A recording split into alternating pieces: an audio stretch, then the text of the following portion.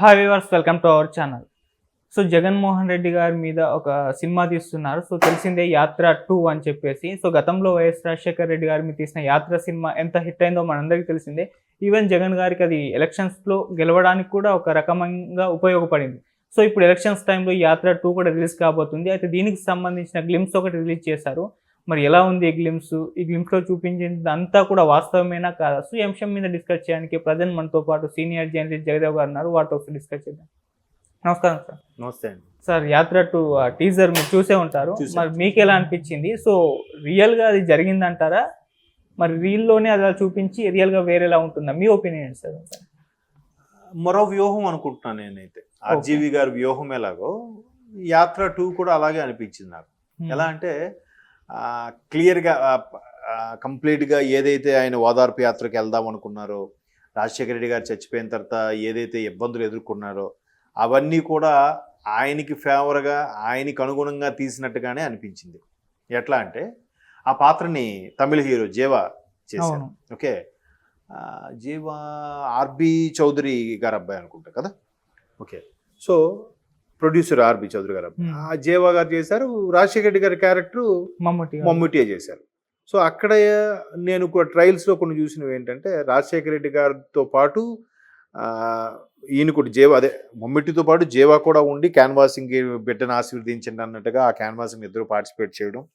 తర్వాత అనూహ్యంగా రాజశేఖర రెడ్డి గారు చనిపోయిన తర్వాత కొన్ని సన్నివేశాలు ఎట్లా అంటే ఒక గుడ్డువాడు రాజశేఖర రెడ్డి గారు ఫోటో పెట్టుకుని కూర్చొని ఉంటే జగన్మోహన్ రెడ్డి గారు అలాగొచ్చి ఏమైనా ఎవరి కోసం చూస్తున్నావు అంటే మా రాజన్న కొడుకు బిడ్డ కోసం చూస్తున్నావు అంటే ఆయన ఎవరు ఎలా ఉంటాడో తెలుసా అంటే వస్తాడు కదా చూస్తానని, నువ్వు దగ్గర నిలబడిన నువ్వు చూడలేవు కదా అని అంటే చూడకపోవడానికి ఏముంది, నేను ఒకడిని అభిమానిస్తున్నాను ఆయనకి అర్థమైతే చాలు, నా దాంట్లో చాలామంది ఉన్నారు అని ఏదో మనసుని పిండేసేలా సీన్లు పెట్టడం. తర్వాత ఈయన్ని సోనియా గాంధీని ఒక క్యారెక్టరు, చంద్రబాబు గారు లాంటి క్యారెక్టర్, ఆయన పేరు ఏదో ముఖేష్ సంథింగ్, డైరెక్టర్ కూడా ఆయన అదుర్ సినిమాలో విలన్గా చేశారు. ఆయన చంద్రబాబు గారి క్యారెక్టర్ లాగా ఆయన పెట్టి సోనియా గాంధీ గారి క్యారెక్టర్ని, సోనియా గాంధీ గారికి సపోర్టివ్ క్యారెక్టర్గా శుభలేఖ సుధాకర్ గారిని పెట్టి అక్కడ సోనియా గాంధీ గారు కూడా ఎందుకు మనకు ఆయన బాగా హైప్ వచ్చేస్తుంది, ఆయన్ని లోపల పడేయంటే ఈయన జైల్లో పెట్టినట్టుగా మీకు అర్థమవుతుందా. మళ్ళీ జైల్లో పెట్టడం ఇవన్నీ బాగానే చూపిస్తున్నారు.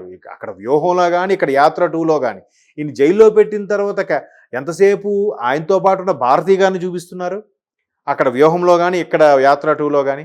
బట్ ఆయన జైల్లోకి వెళ్ళిన తర్వాత కష్టపడింది, పార్టీని నిలబెట్టింది, ఓదార్పు యాత్ర చేసింది, పాదయాత్ర నడిపించింది, ప్రభుత్వాన్ని గెలిపించేలాగా అడుగులు వేయించింది ఎవరు? షర్మిల గారు కదా. ఆ పాత్ర ఎప్పుడు కనబడట్లేదండి. ఈ ట్రైలర్లోనూ లేదు, ఆ ట్రైలర్లోనూ లేదు. చూసారా? అది అంటే యాంటీగా ప్రతిపక్షాల మీద ఎన్నైనా లేనిపోని కూడా మసాలా మసిపూసి మారేడిగా చేసి మసాలాలు యాడ్ చేసి మరి పులిహార చేయొచ్చు. కానీ ఫేవర్గా సొంత చెల్లి లేదా రాజశేఖర రెడ్డి గారి బిడ్డగా ఆ సీన్లు కూడా పెడితే బాగుండు. మేబీ సినిమాలో ఉన్నాయేమో, ట్రైలర్లో అయితే నేను చూడలేదు. వ్యూహం ట్రైలర్లోనూ చూడలేదు, ఈవెన్ 'యాత్ర 2'లో కూడా చూడలేదు. 'యాత్ర' కూడా మీరు అన్నట్టు సినిమాల్లో కన్నా బుల్లితెర మీద టీవీలో ఎక్కువ హిట్ అయింది సినిమా. ఏంటి అసలు ఏంది యాజ్ ఇట్ ఈజ్గా తీశారు, అది జెన్యున్గా రాజకీయాల్లోకి వచ్చే ముందు కాన్సెప్ట్ కాబట్టి ఏవేవి జరిగాయి, ఎక్కడెక్కడ ఆయన చలించిపోయాడు, ఎందుకు ఇలా జరిగింది, రైతులు లేదంటే ఫస్ట్ సబితా ఇంద్రారెడ్డి గారి చేవెళ్ళ నుంచి నియోజకవర్గం ఆయన పాదయాత్ర ప్రారంభించడం, ఇవన్నీ కూడా చూపించారు. 'యాత్ర' సినిమా కూడా నేను చూశాను. అంటే ప్రజలు ఇలా కష్టపడిపోతున్నారు, దాన్ని ఈయన బాగా రియలైజ్ అయ్యి చాలా హట్ అయ్యి ఇది ఓపెన్ అయ్యి చేశారన్నట్టుగా కూడా చూపించారు. బట్ ఇక్కడ వచ్చేసరికి కొంచెం మసాలా యాడ్ చేసినట్టుగా అనిపించింది. యాడ్ చేసినా కూడా ఇంతకుముందు చెప్పుకున్నట్టుగా షర్మిల గారి అంశం కానీ ఎక్కడ లేదు. విజయం గారి సీన్ ఒక దగ్గర ఆయన సీఎం అయిన తర్వాత సీన్ సంథింగ్ చూసిన దాఖలాలు ఉన్నాయి. బట్ ఇక్కడ మాత్రం అది ఎక్కడ కనబడలేదు. అవి లాస్ట్లో కూడా రాజశేఖర రెడ్డి పాత్ర చేసిన మమ్ముట్టి గారితో కూడా ఒక ఆయన వచ్చి అంటాడు, పార్టీని నమ్ముకున్న వాళ్ళని అన్యాయం చేయడం ఆయనకు అలవాటేమో కానీ నాకు అలవాటు లేదు అన్నట్టుగా. అంటే అక్కడ ప్రతిపక్ష నేతని దుయ్యబట్టేలాగా అలా ఉన్నాయి. బట్ జీవా గారు ఆ పాత్ర చేయడము, ఆయన ఇబ్బందులు ఎదుర్కోవడము, ఎలాగైనా చరిత్రలో నిలిచిపోవాలి అన్నట్టుగా అనుకోవడము, ఇవన్నీ కూడా సీన్స్ పెట్టారు మళ్ళీ ఎలివేట్ చేయడానికి. ఎన్నికల ముందు ఇవన్నీ కూడా ఎలివేట్ చేయడానికి. వ్యూహంలో కూడా ఒక డైలాగ్ ఉంటుంది, మీకు గుర్తుందో లేదో, వ్యూహం ట్రైలర్లో అక్కడ ఆ లేడీ క్యారెక్టర్ ఆయన అడుగుతుంది, "ఆ, ఎంతసేపు సంక్షేమమేనా, అభివృద్ధి లేదా" అని. అంటే ఇప్పుడు దాన్ని వాళ్ళు ఎలాగ మౌల్డ్ చేసుకోబోతున్నారంటే, ఎంతవరకు సంక్షేమం మీద పెట్టాం, ఇకపై అభివృద్ధి మీద పెడతాం, మళ్ళీ మాకు 5 ఏళ్ళు ఛాన్స్ ఇవ్వండి అనే కాన్సెప్ట్లో వైసీపీ వాళ్ళు ఉన్నారన్నట్టు క్లియర్గా అర్థమవుతుంది. అంటే అభివృద్ధి లేదని అండి ఒకవైపు ఒప్పుకుంటూనే, మేము ముందు సంక్షేమం ఇచ్చాము, మీరు ముందు బతకాలి కదా, తిండికి లేదు కాబట్టి బతకని వాళ్ళని తర్వాత చూపిద్దాం, ఇవన్నీ కూడా అవసరమైతే మేము అన్నీ చేయిస్తాము అన్నట్టుగా చూపించే ప్రయత్నం చేస్తున్నారు. నాకు అదే అనిపించింది. చూద్దాం, అది యాత్ర 2 రిలీజ్ అయిన తర్వాత ఎటువంటి టాక్ వస్తుందో, ఎంతవరకు వాస్తవం అనేది కూడా తెలుస్తుంది. బట్ ఫేవర్గానే చూపించి, అన్ని ఫేవర్గానే వాళ్ళు మలుచుకున్నట్టుగా డైలాగ్స్, స్క్రిప్ట్, స్క్రీన్ ప్లే అంతా కూడా అదే అనిపించింది. ఓకే సార్, అప్పుడు ఆ ఎలక్షన్స్కి ముందు యాత్ర రిలీజ్ అయింది. అది కాస్త ఎలక్షన్స్ టైంలో ఫేవర్గా అయితే ఉపయోగపడింది ఎలక్షన్స్లో గెలవడానికి జగన్మోహన్ రెడ్డి గారు. సో ఇప్పుడు ఈ యాత్ర 2 మళ్ళీ ఎలక్షన్స్ ముందే వస్తుంది, మరి మళ్ళీ గెలవడానికి ఏమన్నా సహాయపడుతుందంటారా? అప్పుడంటే సరే ఒక ఛాన్స్ ఇద్దాం, తండ్రి లేని పిల్లడు అంటే ఆయన ఏం అనాథేం కాదుగా, అట్లా అనేవారు. అంటే కానీ ఇప్పుడు అది లేదండి, అన్ని వర్గాల వారికి కూడా రీచ్ అయిపోయింది బాగా. అది ఈ విషయంలో సోషల్ మీడియా బాగా హెల్ప్ అవుతుంది అనుకుంటున్నాను సామాన్యులకు కూడా. అంటే ఏం జరుగుతుంది ఏంటి, ఒకవేళ ఆ సామాన్యుడు కూడా చెప్పలేని పరిస్థితి ఉన్నప్పుడు తను ఒక అకౌంట్ ఓపెన్ చేసి సోషల్ మీడియా ద్వారా షేర్ చేసేస్తున్నాడు, లేదా ఎవరో సమ్ ఎక్స్ పర్సన్ పెట్టి, లేదంటే ఒక ఇండైరెక్ట్గా వాళ్ళని కంపేర్ చేసి చెప్పేస్తున్నాడు కదా. సో జనాలకు కూడా అర్థమవుతుంది వాట్ ఈజ్ వాట్, ఎవరు ఏంటని. ఇప్పుడు ఎంతగా ఫేవర్గా చూపించాలనుకున్నా కూడా వాస్తవం అనేది కొంత ఉంటుంది కదా.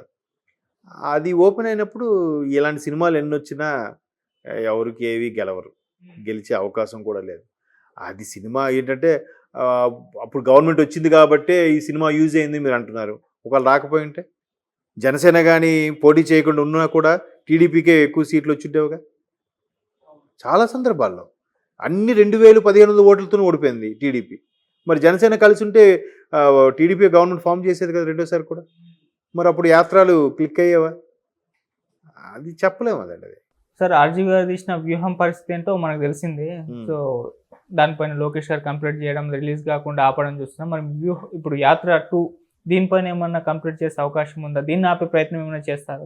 చెప్పలేము. ఇది దానికే ముందు సెన్సార్ ఓకే ఇచ్చేసింది, ముందు ఆపారు మళ్ళీ ఇచ్చేశారు. బట్ లోకేష్ గారు కేసు వేయడం వల్ల ఆగినట్టు ఉంది. ఇప్పుడు దీనికి అంత డైరెక్ట్గా ఏమి అనిపించలేదు నాకు. కంపేర్ టు యాత్రతో పోలిస్తే మరీ యాజ్ టీజ్గా మాడ్యులేషను, బాడీ డైలాగు అవన్నీ పెట్టినట్టు అనిపించలేదు. జేవా గారు లాగే ఉన్నారు అక్కడ. ఇక్కడ వ్యూహం వాళ్ళకి కాదు, యాజ్ టీజ్గా జగన్మోహన్ రెడ్డి గారు పాత్రనే తీసుకురావడం, చంద్రబాబు గారి పాత్రనే తీసుకురావడం, పవన్ కళ్యాణ్ గారు లాంటి ఇమిటేటర్నే తీసుకురావడం, అలా ఉన్నాయి. యాత్ర 2లో అలా లేవు. క్యాజువల్గా ఆ పాత్ర క్యారెక్టర్ ఒక్కొక్కరు హీరోకి ఒక్కొక్క బాడీ లాంగ్వేజ్, ఒక్కొక్క స్టైల్ ఉంటుంది కదా, ఆ స్టైల్లో ఆయన యాక్ట్ చేసినట్టు అనిపించింది. కాకపోతే ఫేవర్గా బయట వాళ్ళని దుయ్యబట్టే కన్నా, బయట వాళ్ళని తిట్టే కన్నా, ప్రతిపక్ష నేతల్ని ఆడుకునే కన్నా వాళ్ళకు ఫేవర్గా చూపించుకున్నారన్నట్టుగా అనిపించింది నాకు.